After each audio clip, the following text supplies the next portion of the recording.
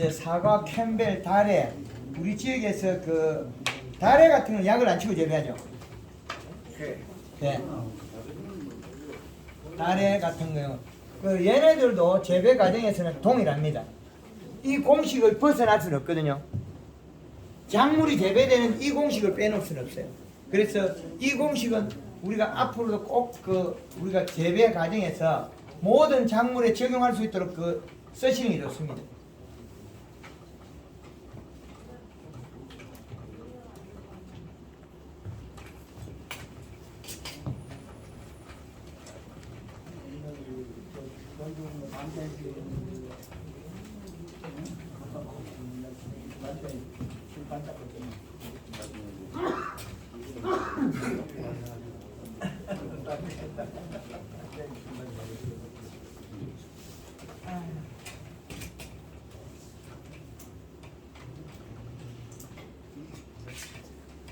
자,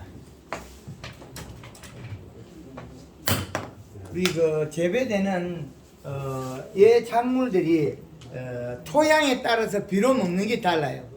어떻게 다르냐? 토성을 보면 점질토, 완전 점질토.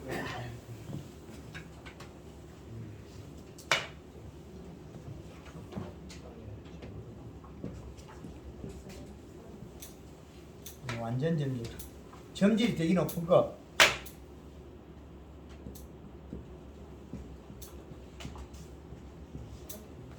그 다음에 중점질, 중사질, 왕사질. 자, 우리가 요 재배 때문에 비료 보유력이 달라서 생산량이 차이가 납니다. 사과밭에 왕사질이나 중사질 되는 것 같으면 연간 비료량을 최소한 4번 이상 줘야 됩니다. 4번 줘도 비료량이 적다는 거죠.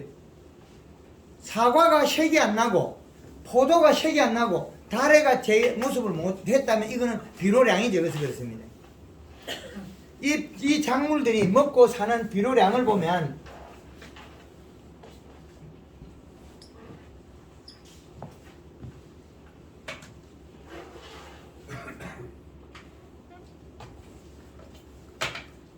겨울에는 이 시가 2.4가 괜찮아요. 여름에는 1.5라는 거죠.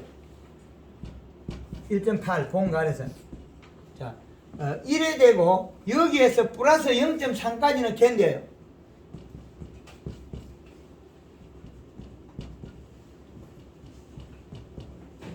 여기 각 플러스 0.3을 합하면 문제는 수확 때 1의 이시가 높아지면 터져요.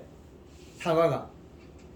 이거는 최대치이기 때문에 수확 시에 우리의 사과나 여기에 있는 작물들은 비록 이 시값을 수확 때는 수확 때 이 시는 1.0에서 최대치 1.5까지 된다는 요 양입니다.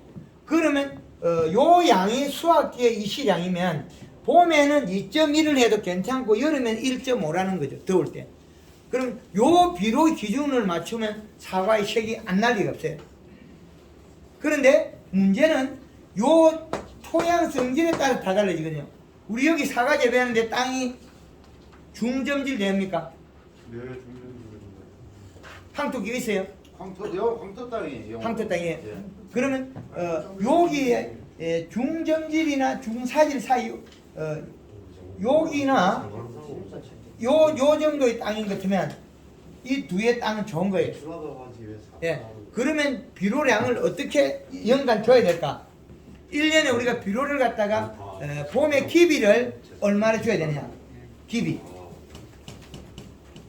몇 비료? 사과밭에 비료 봄에 요소 안 보주는 사람 있습니까? 100평에 안 주죠? 기비가 요소 100평에 안 보주면 이게 참 좋은 겁니다. 근데 키 큰다고 잘 안 주지 말았는데. 나무 너무 성장한다고. 그건 황금알롱법 스타일 아니죠?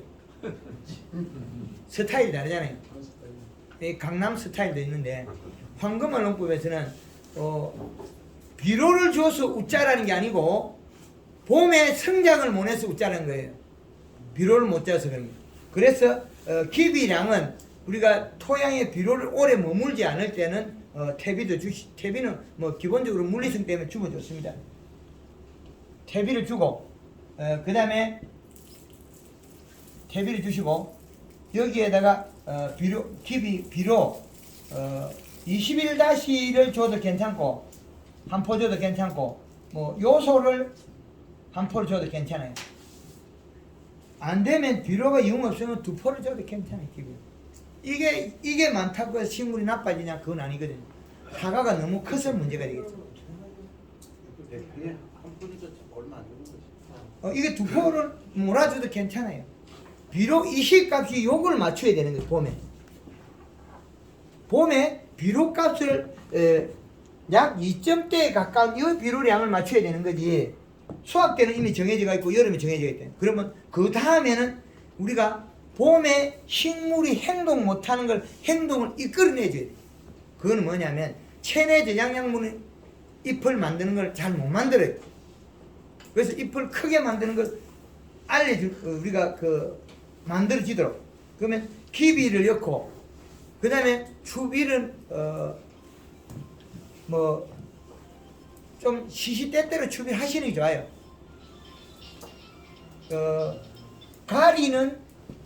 가리를 특별히 준다면 6월 말 이전에 주면 좋아요.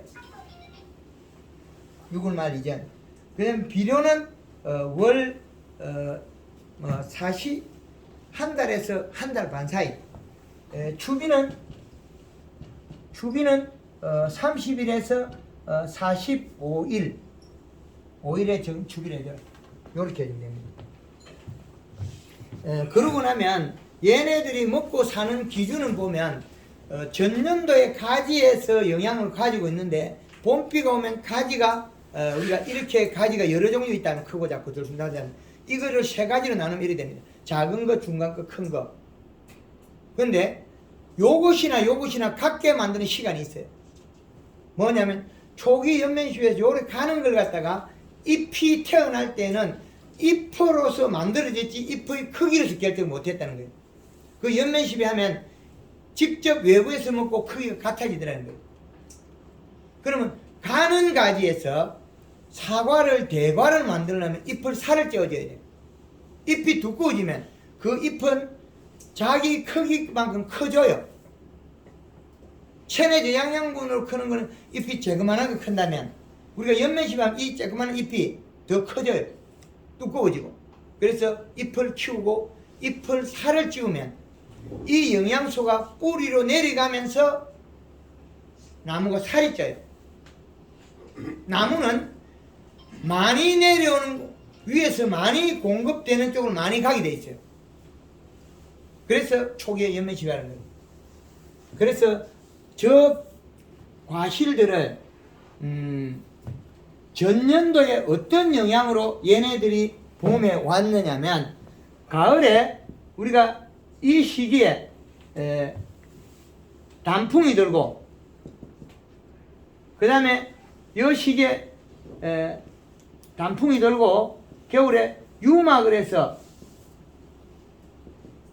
유막 코팅을 해서 겨울에 피부를 보여야 돼요. 유막 코팅을 해서. 그러고 난 뒤에 지금 온 시점이 얼마냐? 오늘 3월 14일이라는 거예요. 3월 14일. 현재입니다. 3월 14일에서 오늘, 여기 오늘이면 앞으로는 어떻게 되느냐? 앞으로는 우리가 4월달 얼마 되면 새순이 나올 건데, 새순이 나오는 과정에 순낙이 20일 전에 목매시비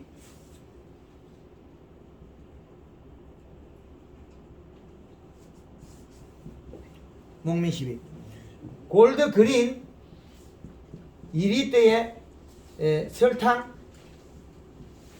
5kg 요걸 가지고 2 내지 3회를 살포해라. 2 내지 3회. 요렇게 살포해서 피부에 영양을 공급해서 체내 저장양분을 확보해 주라는 거예요. 체내 저장양분. 그러면 봄순이 나올 때 굵어지가 나옵니다. 그러면 나오면 연면십이 들어가면 되니까요. 여기에서 그린이 2리터고 설탕량이 좀 많은 거예요. 그런데 이 설탕은 봄에 노지 고추 심을 때까지 5kg 쓰는 건 이상이 없으면 괜찮습니다.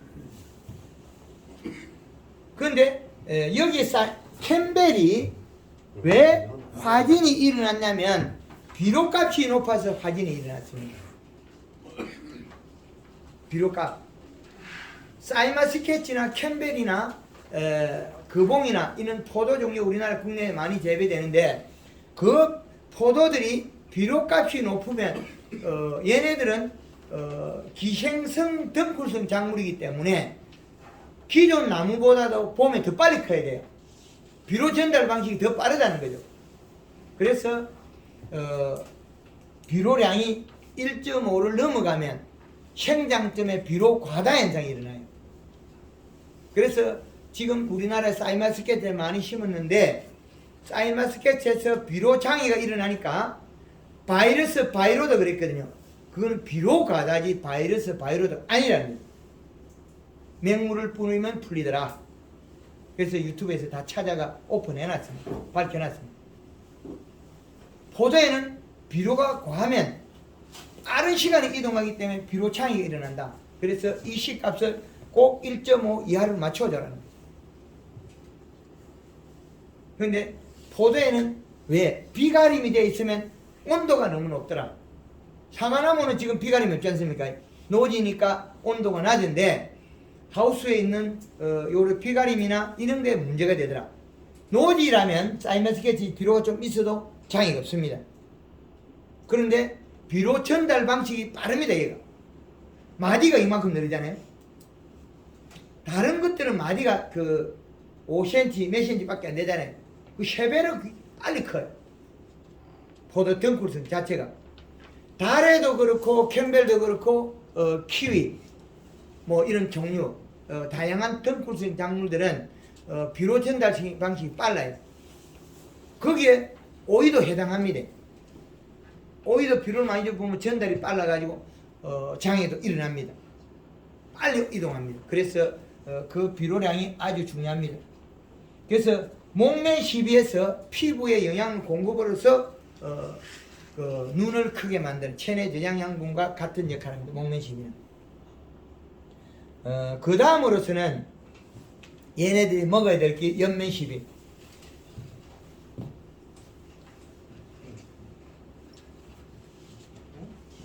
연면 시비는 골드 그린 2번, 골드 칼라 1번. 요거는 언제까지 하냐면 7월 15일까지입니다. 요 사이. 그러면 이렇게 나눠 놓으면 7월 15일 이전에는 여기는 상반기,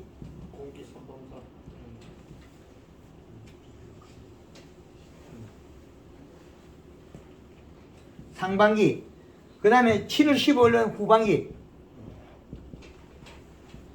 요거는 만생종 작물에 의해서 이렇게 만들어놨습니다. 캠벨은 요것보다 약간 빨라야 돼요. 캠벨은 우리가 홍로처럼 약간 빨리 돼요. 사과 홍로처럼. 6월 30일에 상반기와 하반기가 바뀌어요. 여기에서 캠벨은 바뀌고, 요거는 캠벨.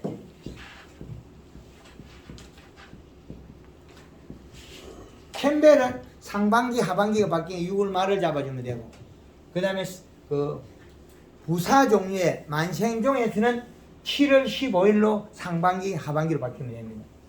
상반기에는 골드, 그린 2번에 칼라 1번을 쓰는 게 맞습니다. 여기에서 이제 설탕하고 염화가리가 들어가죠. 염화가리는 생식 기능을 빨리 땡기거든요. 영양 이동을 빨리 시켜요. 여기에서 요거는 1.5리터. 이제 설탕은 1.5 내지 한 3kg 정도, 많게는 5kg까지도 갈아야 됩니다. 왜 설탕을 5kg 쓰라 그러냐면 포도가 사과가 꽃이 피가지고 봄 냉해가 일어날 때는 설탕이 늘어야 됩니다. 작년도 우리가 그 사과 얼었죠. 예. 그때는 10kg가 제일 좋더라고요. 물 500에 10kg. 그래서 우리가 그 노지 고추 심을 때까지 설탕을 얼마나 쓰면 좋냐? 1.5kg 지워버리고 3kg에서 5kg까지가 더 좋다. 왜 그러냐면 우리가 모르는 사이에 무서리가 오면 5kg가 장애 없이 더 도움이 된다. 그래서 설탕은 큰 장애였다. 그 다음에 여기에서 뭐가 또 들어가냐면 염화가리, 가리는 1에서 2kg를 써라 하는데 이거는 양이 더 늘어도 되는데 이걸 왜 많이 못 쓰게 하냐면 요것이 가리가 들어가면 영양 이동이 빨라가지고 잎 두께가 얇으면 잎이 떨어지기도 하고 잎이 타게 돼요. 그래서 비료를 하나 줘야 되는데 사과에 비료를 적게 줘서 생산이 감소하고 색이 안 나는 거예요. 모든 게 수확기에 맛이 없고 색이 안 나는 것들은 비료가 작아서 다 못 큰 거예요. 과실들이. 사과가 호피무늬 색이 나는 것들은 8월달 돼서 빨리 빨갛게 색이 나는 것들은 포도가 빨리 색이 도는 것, 다래가 빨리 색이 도는 맛이 먼저 드는 거는 다 이거 꽝이에요. 실패작이에요. 요소 주면 원래대로 돌아가요. 질소가 없어가지고 못 커가지고 일어난 일이에요. 작년에 사과 앵두빛 난 사람 있어요? 앵두빛. 사과 앵두빛 나고 물을 안 줘버리면 그게 더 까매져 버려요. 물을 적게 주면 세포가 못 자라요. 비료는 있어도. 그러면 사과가 빨개지고 새카매져요.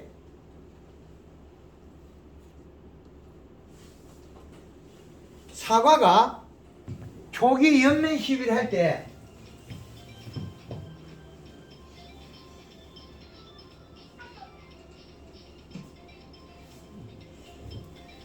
사과가 클 때 제일 처음에는 요 길이 방향 큽니다. 요게 길이 종방향 큽니다. 포도도 큐도 다 그렇습니다. 횡방향으로 크는 것은 딸기하고 감밖에 없습니다. 거의 대다수는 종으로 다 큽니다. 오이도 종으로, 수박도 종으로, 찬박도 뭐 고추도 종으로 다 큽니다. 이 종으로 길이 방향. 얘 길이 방향하고 관계 있는 것은 잎의 크기입니다. 잎의 크기는 얘 과실의 종방향이 해당합니다. 종방향. 그 다음에 잎의 두께는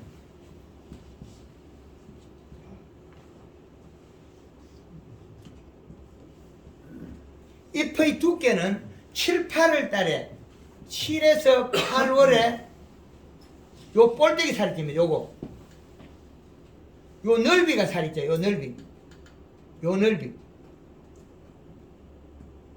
넓이 살이 7, 8월 달에 볼때기 살이 찌 나오는데 사과가 길쭉했다가 뾰족한 것들이 있어요.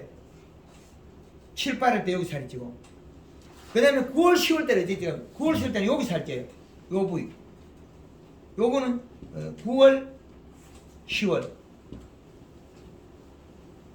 달라요. 사과가 끝에 비료가 여기에 쪼개지는 거는 여기 쪼개지는 거는 요 시기에 비료 값이 높으면 저게 쪼개져요. 근데 여기에 쪼개지기도 하고 여기 터져버려요. 여기 쪼개진 거 있죠. 그거는 여기에 안 쪼개지게 하려고 하면 봄에 연면 시비라서 종을 키워버리면 여기 안 터져요. 올해는 사과가 완전히 대풍이 될 거예요. 캠벨도 대풍, 다래도 대풍, 과실나무에서 있는 건 다 대풍이라는 거예요. 네. 봄비가 늦게 오면 작년보다 15일 정도 매실꽃이 늦게 피거든요. 그러면 봄이 남부지방부터 착착 올라와요. 이렇게.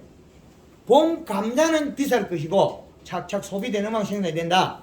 그런데 과실나무는 봄 냉해가 없을 수 있다는 거예요. 지금 작년보다 눈이 적어요. 비가 안 와서 가물어서. 그러면 이 나무들이 앞으로는 크는데 시간은 남부지방 단타를 두고 남부지방 빨리 크고 우리는 늦게 크고 이렇게 거리가 딱 만들어졌어요. 그러면 봄에 지금 아직까지도 산에 얼음이 있지 않습니까? 작년 같으면 우리가 산에 얼음 다 녹았겠죠. 근데 올해는 산에 얼음이 있어요. 안 녹았대는. 봄이 늦어요. 봄비가 일찍 흠뻑 오고는 산 속에 있는 얼음이 싹 녹아 없어요. 그럼 봄이 동시에 따뜻해져. 남부지방과 같이. 그러면 강원도 쪽에는 당연히 냉해가 일어나겠죠. 그런데 올해는 남부지방이 따뜻해지고 중부지방 따뜻해지고 착착 올라와요. 한 계단 올라온다. 그럼 우리도 올해는 봄 냉해가 없을 가능성이 90%예요. 그러면 사과가, 캔베리, 다래가 어마어마하게 많이 열 거예요, 올해는. 그 많은 생산됐을 때 가을에 과실 가격이 제대로 나오겠는. 크고 때깔 좋고 맛있고. 그거는 비료량은 맛있고 때깔 좋고 크기는 누가? 연면 시비에서 결정해요. 초기 연면 시비에서. 나무가 행동을 못할 때 체내 저장 양분을 못할 때 도와주는 거예요. 방식 연면 시비입니다.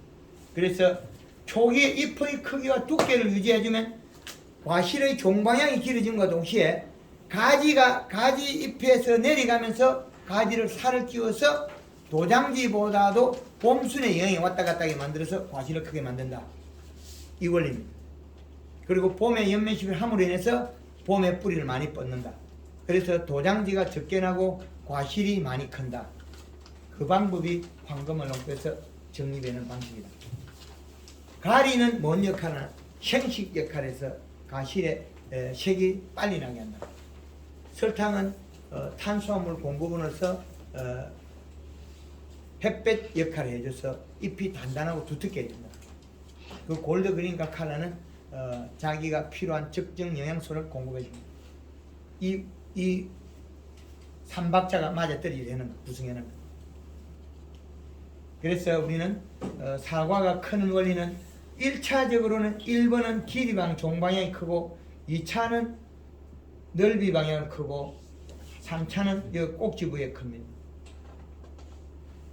이렇게는 1차적으로 클락하면 잎의 크기가 동방향이 잎이 크고 두꺼워요. 그래야 뿌리를 많이 뻗고 그래야만이 봄순으로 뿌리에서 영향이 들어오는데 도장지가 자라버리면 봄순에서 영향을 못 받아들이고 도장지로 왔다 갔다 하면 에너지가 소비됩니다. 그래서 사과의 크기하고는 무관하게 도장지만 많이 난다는 거죠. 비료를 적게 주면 사과는 작아지고 도장지만 많이 납니다. 지금 사과밭에 도장이 많이 나는 농가 없습니까? 많아요. 하나 드릴게요. 예. 그 박사님 그 고도는 그 비료 그 지는 거의 이해를 하는데 사과 같은 경우는 요소를 주라 그러면 그 도장지가 크고 나중에 익을 때 착색이 안 되는데 그런 어떤 방법이 있습니까? 착색이 안 되면 10월달에 앞으로 요소 줄을 걸 아니 거거든요. 홍로 같은 건 8월달에 팔아먹어야 되는데 8월달에 비료 있으면 색 잘 나요. 이 시가 1.5된 홍로 색깔이 앵두빛이 납니다. 0.8이면 앵두가 니리끼리 흘러요, 홍로가. 근데 요소를 주라 그러면 요소가 제일 색이 잘 납니다. 색이 안 나잖아요. 제일 색깔이 잘 나요. 요소 주면요. 예. 색깔 제일 나는 비료는 요소입니다. 지금 배웠던 걸 가짜로 배운 거지 제가 가짜를 가르치는 게 아니에요. 박사님마다 다 가르치는 방법이 틀린데 왜 다른 데리게 가보면 요소는 주지 말아 그러거든요. 당연하죠. 예. 배운 게 그것밖에 안 되니까요. 실증 시험해 보면 작년에 얼마 전에 며칠 전에 통화한 농가는 10월 초에 저하고 통하고 100평당 20일날씩 한 포씩 사과밭에 뿌렸어요. 이해가 됩니까? 안 되죠? 그러면 안 되죠. 그리고 요소를 갖다가 요소 3kg, 가리 1.5kg, 고토 500g 10월 한 20일 돼서 관주를 비료였어요. 말도 안 되죠? 사과가 맛이 최고로 좋습니다. 9월 27일에 거창에서 요소 뿌린 사람은 사과가 앵두빛이 나와요.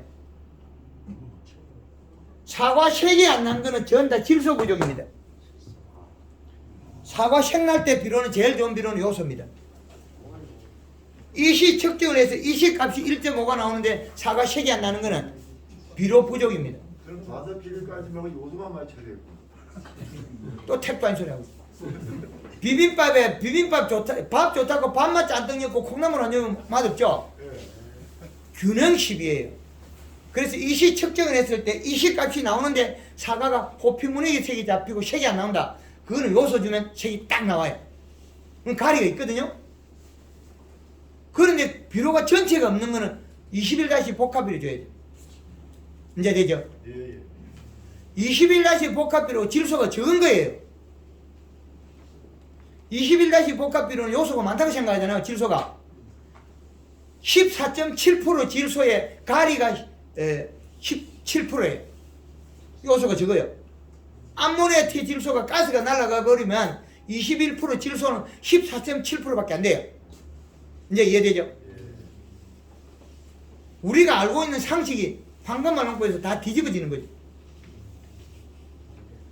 요소가 사과 색낼 때는 제일 좋다.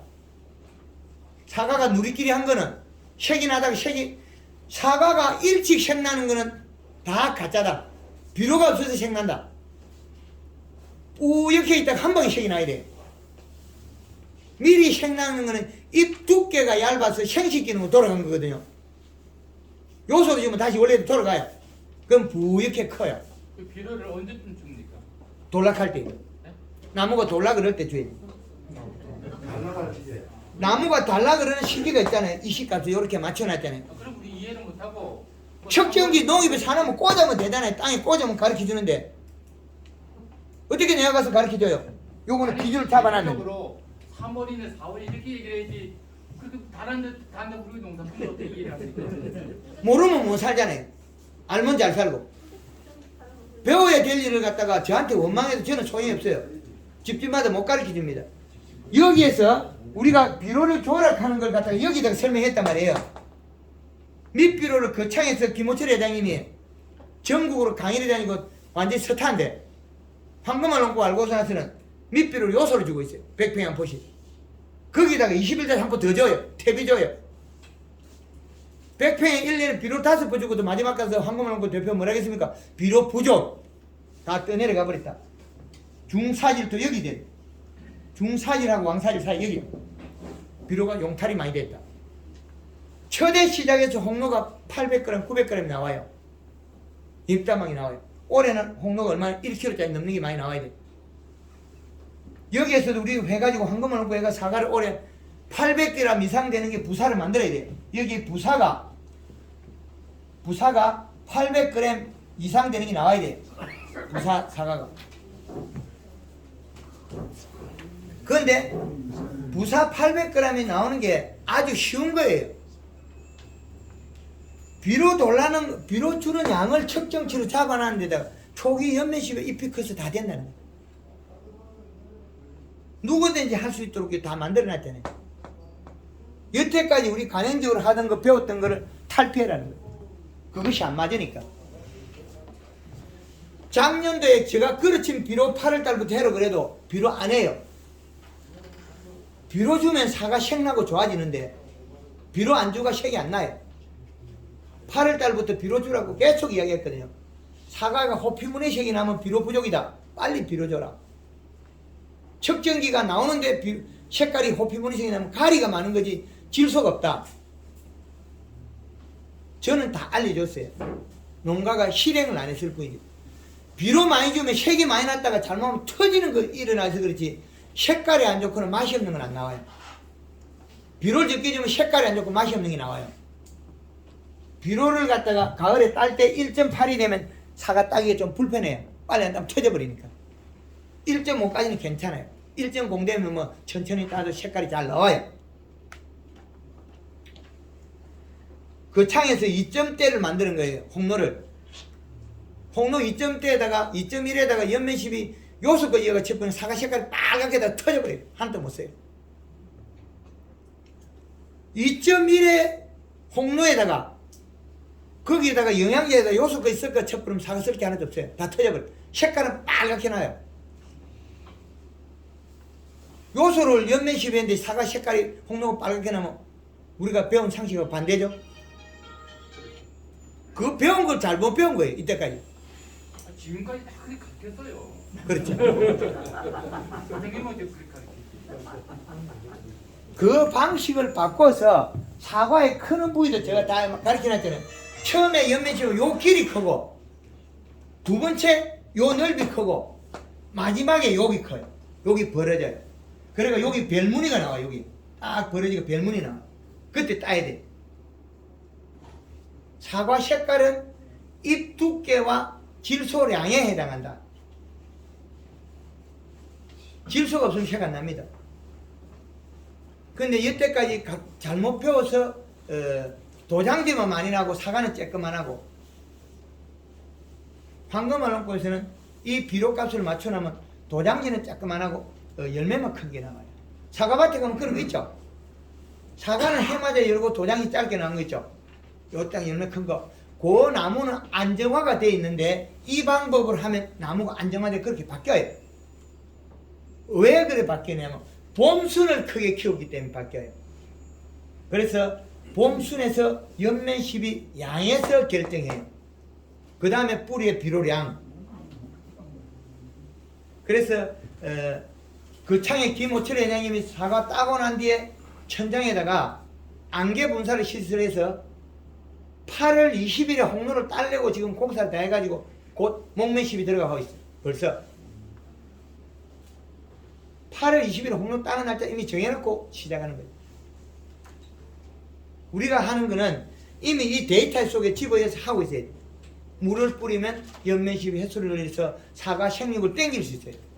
그래서 봄에 초기에 요 방법을 며칠에 한 번 할 거냐? 7일 만에 한 번 할 수 있어요. 7일 간격.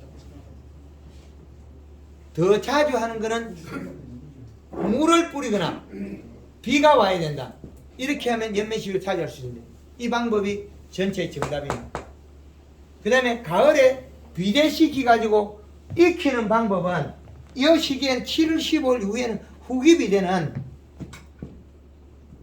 후기에는 골드 칼라 1.5리터에 설탕 500g, 가리 1에서 2kg를 쓰면 색이 빨리 나옵니다. 단 조건이 비료가 없을 때는 이 가리가 문제도 될 수 있어요. 잎이 타버리니까. 우리가 사과가 갈반이 와서 잎이 안에서 그늘에서 잎이 떨어진 거는 비료 부족에서 일어난 일이에요. 효도 갈반 그러긴 하죠. 안에 잎 떨어졌다고. 그거는 뭐냐면 비료량이 부족해서 그늘진 데에 있는 잎들은 비료를 공급 못 받아서 떨어진 거예요. 그래서 비료량이 적정히 있으면 잎은 절대 안 떨어집니다. 병도 잘 안 생겨요. 흰가루 같은 거 안 생겨요. 비료량이 부족해서 잎 두께가 얇아서 세포가 완성이 안 돼서 떨어진 겁니다. 그리고 후기 비대도 역시 마찬가지로 골드 칼라 연면 시비와 설탕 염화가리 섞어서 하는 방법밖에 없습니다. 그리고 비료량을 맞춰주시고, 그리고 가을에 단풍 들이기. 단풍 들이기는 골드 칼라 2리터에 설탕 3kg, 가리 5kg에서 10kg까지 쓰라 그러면 요렇게가 몇 번 살포하면 단풍이 됩니다. 가리 양을 날이 추워지면 더 늘립니다.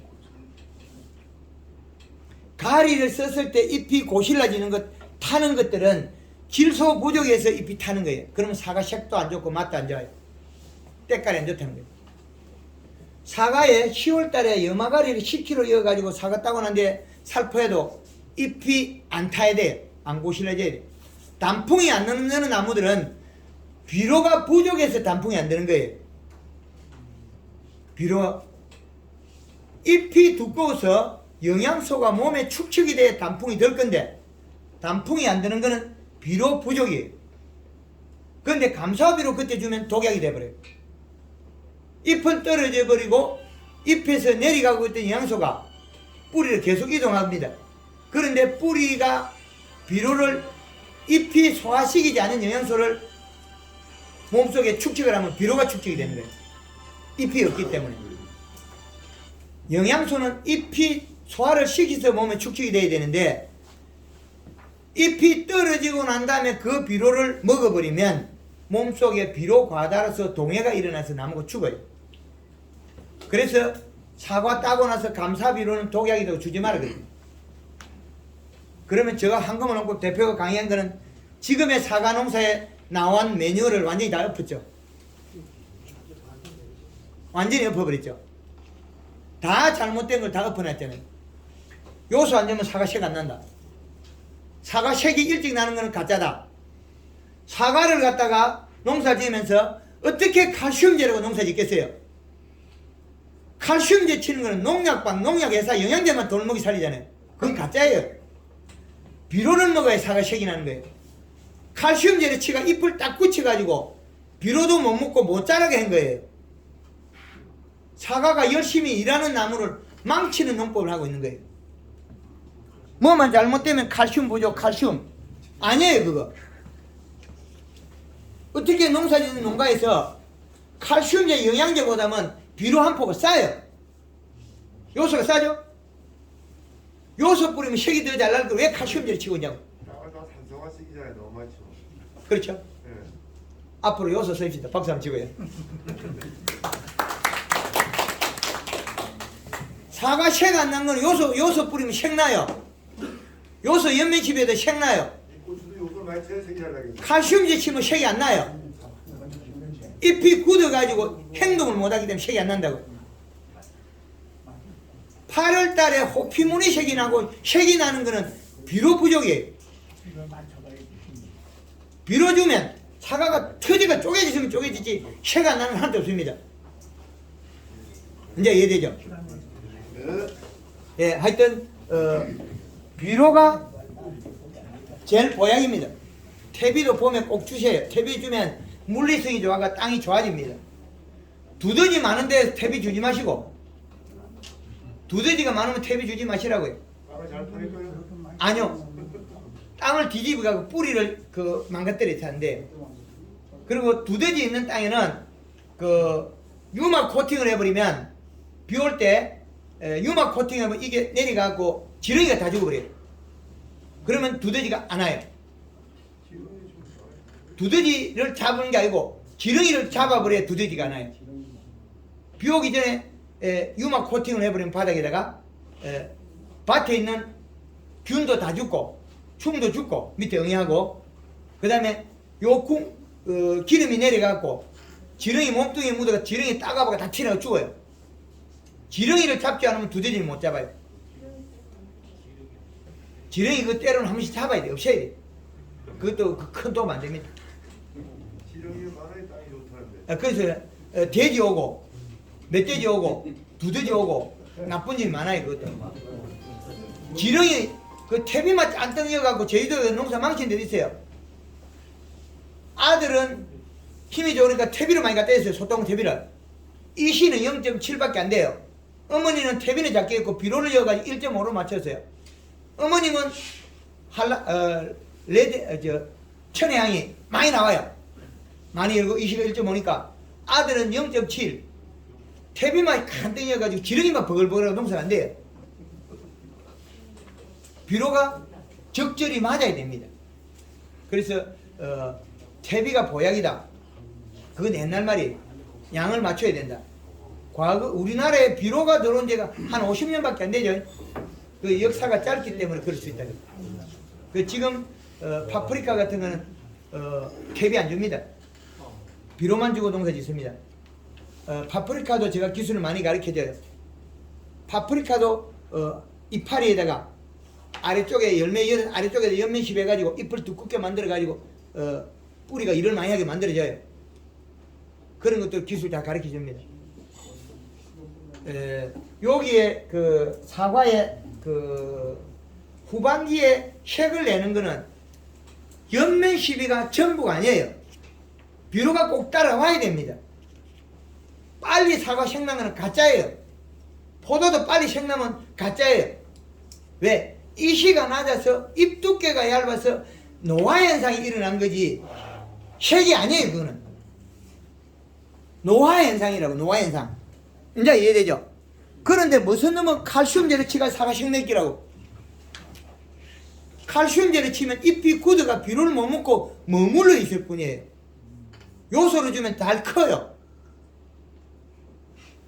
사과가 크고 맛있는 사과 만드는 건 비료를 이 식값을 맞추고 연면십에서 그 대사작용을 일으켜야 됩니다. 칼슘제 한번 치는 것보다 요소가 쌉니다. 칼슘제 한번 치면 최소한 뭐 2만원, 2만 5천에도 요소 한 푼은 2만 안 하거든요. 제일 보약이 요소. 그 다음에 복합비료 21다시. 그 다음에 뭐 가리 이렇게 내려가는 거. 근데 고추에는 요소가 많으면 웃자람이에서 칼슘 결핍이라고 하는 게 웃자람이에서 시드름이지 칼슘 결핍 아닙니다. 가리 연면십에 하면 그것도 없어져요. 그 다 그 가짜로 만들어낸 걸 다 바로 발아야 되거든요. 우리나라의 농업의 기준값이 잘못되어 있는 분이 너무나 많습니다. 사과에 요 달에 캠벨 요거 질문 받겠습니다. 사과 농사 다 잘 되겠습니까 이제? 질문 가져가겠습니다. 예. 연면십이 사과할 적에요. 예. 연면십이 시작을 할 때 만개부터 시작합니까? 수정이 끝나부터 시작을 합니까? 쬐끄만 할 때부터 하면 여기 얘가 묻고 뿌리가 깊게 뻗어 여기 그 사과 딸 때까지 안 떨어져요. 우리가 사과 소금할 때 되면 요만한 이파리 떨어지고 있죠. 네. 왜 그랬겠습니까? 잎에 영양이 없어가지고 잎이 뿌리를 깊게 나무에 못 박아서 그런 거고 껍질이 늘어나면서 영양이 내려가는 관은 늘어났는데 영양을 공급받는 영양이 안 늘어나서 그래요. 초기 목면십이 연면십이가 일찍 안 들어가서 그 잎이 나무 몸통에 뿌리를 못 박아서 그래요. 그 잎이 떨어지는 거는 사과의 종방향이 짧다는 거예요. 그러니 결론적으로는 일찍 시작해도 된다 이 말이죠. 그렇죠. 그렇게 목면십이가 들어가고 있기 상관이 없습니까? 예? 수정하고는 상관이 없습니까? 일찍 시작을 해도. 일찍 들어가는데 탄수화물이 설탕이 공급되면 수정이 더 잘 돼요. 작년에 봉화에서 작년에 봄 냉해 왔죠 사과에. 그 춥기 전날 설탕을 10kg 이거 썼어요. 골드그린 설탕. 사과 하나도 안 떨어져요. 예뻐요. 근데 동네 사과 다 떨어져 버려요. 냉해로. 설탕은 저온을 이기고 고온을 이기고 두 가지 다 이겨요. 설탕 아주 좋은 겁니다. 그리고 탄수화물을 많이 받은 거는 잎 속에 광합성을 해가 많이 만든 양소 동일하기 때문에 수정이 잘 됩니다. 벌이 많이 와요. 초기 연면십이는 그런 많은 역할을 합니다. 고맙습니다. 고맙고 측정기에 대해서 한 가지 물어보겠는데요. 예. 측정기는 측정을 해보니 5cm, 10cm, 15cm 다 틀린데 예. 마수나무 같은 사과나무는 한 몇 cm 정도에 찔르면은 그게 측정이 정상적으로 맞다 이겁니다. 이 측정기는 높은 수치, 낮은 수치는 다시 공급을 할 수 있지만 높은 수치에 우선이요. 비료 주는 자리 측정해라. 높은 수치가 우선입니다. 배추밭에 이식값이 2.0 있고 다른 것들은 1.3이다.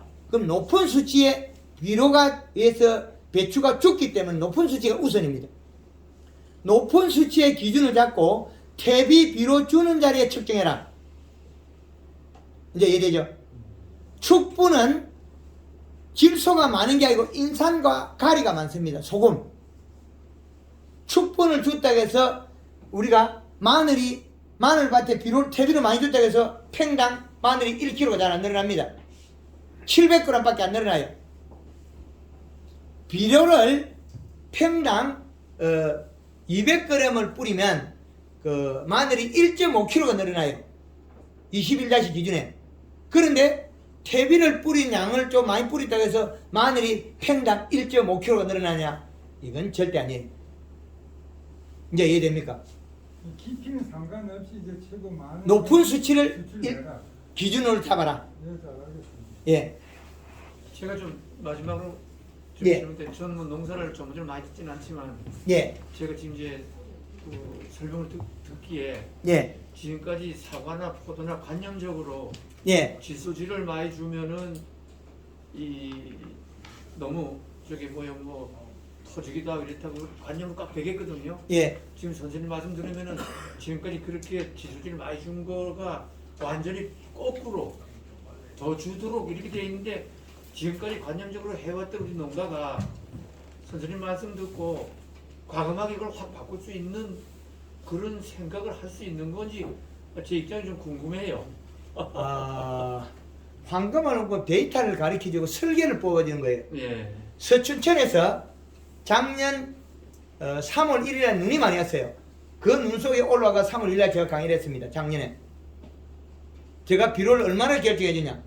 감자에 비료 한 포도 쓰던 농가를 5포를 쓰라 강의를 했어요. 100평에 요소를 2포를 엮고 20일날 한 개 엮고 단 한 번에 2개 엮고 5개라 그랬어요. 믿어야 되겠어요? 말아야 되겠어요? 비료 한 포 엮고 농사 짓는 농가들을 제가 5포 엮고 했는데 작년에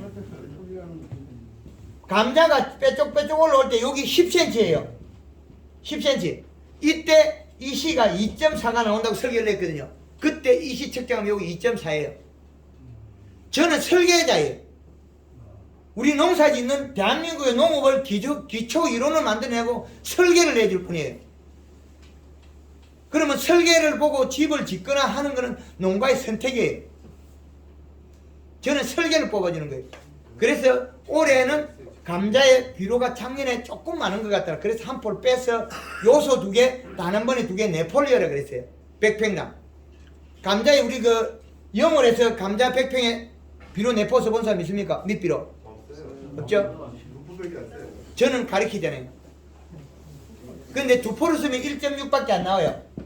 1.6. 1.6으로서 생산했을 때는 감자가 평당 15kg 정도밖에 추비를 했다면 15kg 나오겠죠. 네, 추비까지 세분이.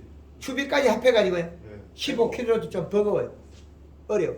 그런데 황금을 놓고 얼마 나오냐. 작년에 공식이 24kg가 나왔어요. 여기 있나요? 감자 좀 썩어도 24kg. 박스 담은 게 24kg 나와요. 평당. 공식. 그러면 지금의 역사를 완전히 뛰어넘었죠. 우리는 농업의 설계를 누가 낼 거냐는 거겠죠. 저는 설계를 해줄 설계를 역할을 합니다. 그래서 선택은 농가 몫이다. 그리고 이 측정기는 우리 조합장님 오셨으니까 농협에 몇 개를 사두면 가져가서 측정해가지고 데이터를 쓰시라는 거예요. 그 일부 농가에 지금 사고 계셔요. 그 측정기는 얼마나 가요? 85만 원. 그래서 우리는 여기에서 사용하는 방법은 이미 설계를 내고 있을 뿐이지 선택은 여기에 다 있습니다. 비료량에. 예, 질문 받겠습니다. 예. 예. 예. 고추밭에다가 예. 소금을 뿌리라는 데다가 뿌리는 거예요. 예? 고추밭에다 소금을 뿌리라는 거.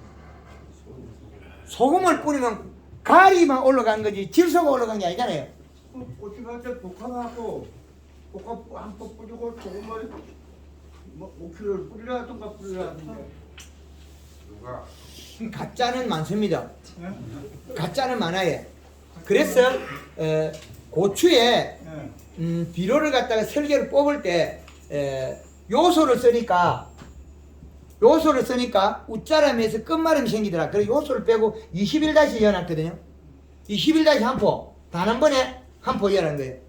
그래서 이 실을 잡아놨는데 가리를 이어버리면 고추가 끝마름 있지 않습니까? 칼슘 결핍이 안 일어나요. 비료가 작아갖고 금방 안 열어요. 소금 비료보다 소금이 비싸거든요. 그거 쓰지 마세요.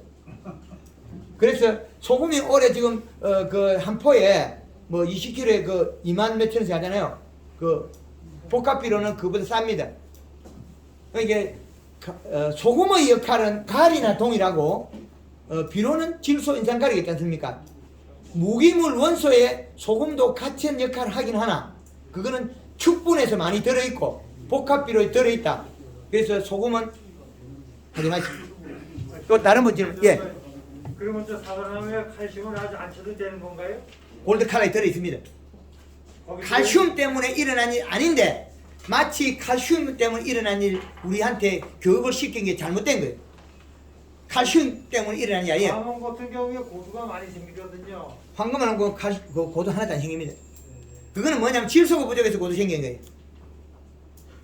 질소가 부족해서 고도가 생겼다. 입 두께가 얇았어요. 더위를 못 이겨서 생겼다고. 더위를 못 식혀서 몸에서 생긴 일이 고도예요. 이제 이해됩니까? 고수는 근데 우리가 배우기엔 칼슘 부족으로 배웠지 않습니까? 가짜는 많다 그랬잖아요. 설탕을 쓰고 영양에 골드 칼라도 있지만은 비료가 있는 상태에서 설탕이 맺히는 건 좀 나쁜 게 있는데 질소가 온도를 낮추죠. 고온에서 생긴 게 고도거든요. 질소하고 설탕이 들어가면 잎이 두꺼워져서 고도가 안 생깁니다. 고도는 고온에 의해서 세포가 파괴된 겁니다. 잎 두께가 얇았어요. 이제 답변이 됐습니까? 네. 예.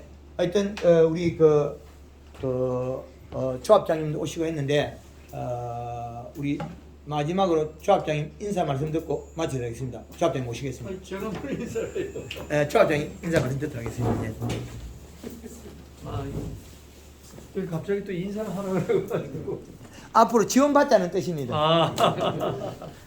이 오늘 소중한 시간 또 여러분 금년 또 농사 일에 마음이 많은 도움이 되시려 믿습니다. 또 제가 이 코로나 때문에 우리가 이제 콩계양 농가 또 고추 계양 농가가 한 600여 농가가 되거든요.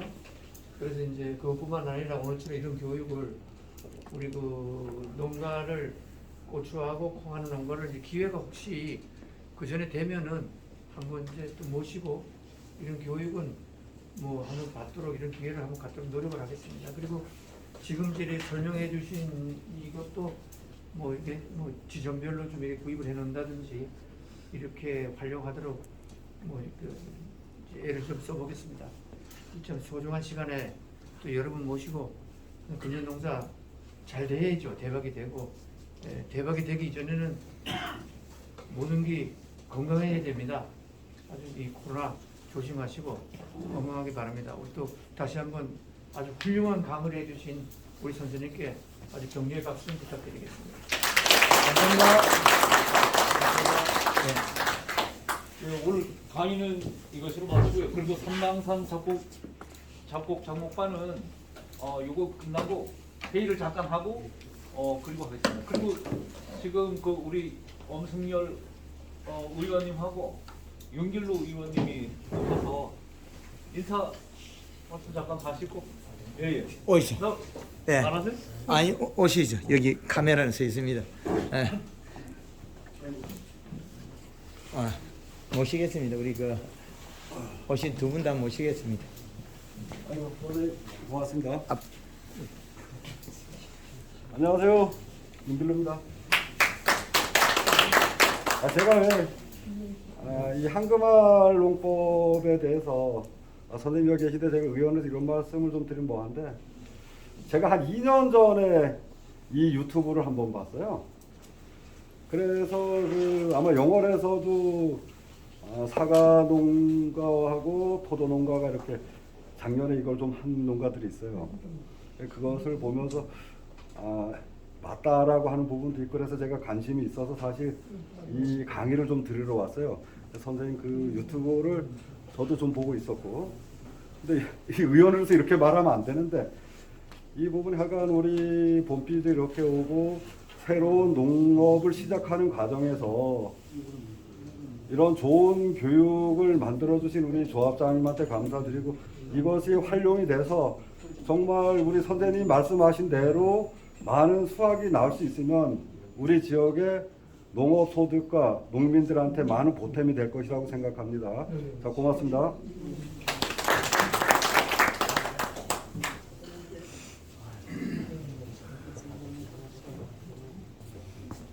안녕하십니까, 엄승열입니다. 전국에 유튜버 하시는 분들이 참 많습니다. 그 중에 오늘 제가 짧게나마 강의 들은 소감을 말씀드리면 이게 사실은 아까 조금 전에 말씀하셨듯이 설계하신다고 말씀하셨고 어떤 집을 지을 때 설계자가 가장 중요하듯이 농사 역시 설계자가 제일 중요하다고 저는 생각합니다. 물론 여러분께 잘 아시겠지만 강의 내용 자체가 실무를 중점으로 사실 귀에 잘 들어오게끔 아주 쏙쏙들이 잘 이를테면 학생들로 얘기하면 명강의 중에 한 작품이 아닌가 저는 생각합니다. 여러분들이 더욱더 잘 아시겠지만 보고 배우고 그리고 필요한 거는 습득하셔서 과연 이 지역에서 농작물을 적은 비용으로 다수확을 만들어낼 수 있고 그리고 유기농으로 제대로 된 농작물을 만들어서 여러분도 같이 잘 살고 영원히 함께 소득이 높아지는 그러한 밑거름이 되는 선생님이 아니신가 생각됩니다. 아무튼 오늘 찾아주셨는데 앞으로도 기회가 되시면 우리 농민들과 영월군을 위해서 좀 더 신경을 많이 써주시라는 부탁의 말씀드립니다. 감사합니다. 고맙습니다. 예, 감사합니다. 네, 고맙습니다.